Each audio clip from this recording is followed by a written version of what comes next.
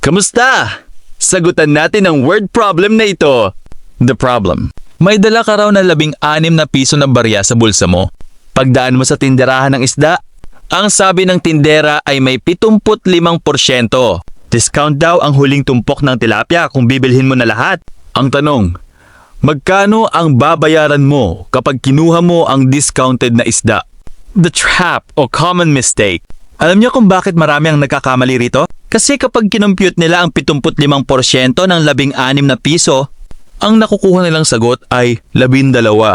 Kaya ang isasagot nila agad, 12 pesos. Pero teka lang, ang 12 piso, yan yung discount o yung natipid mo. Hindi yan ang mismong babayaran.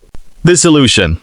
Para makuha ang totoong babayaran, ibabawas natin ang 12 piso na discount sa orihinal mong pera na 16 na piso.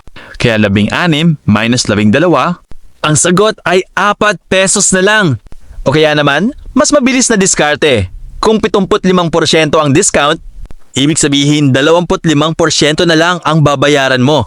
At ang 25% o 1/4 ng 16 na pesos ay walang iba kundi 4 na pesos. Outro. Kaya ang tamang sagot ay 4 na piso. Kung nagustuhan mo ang video natin, don't forget to follow, like, and share.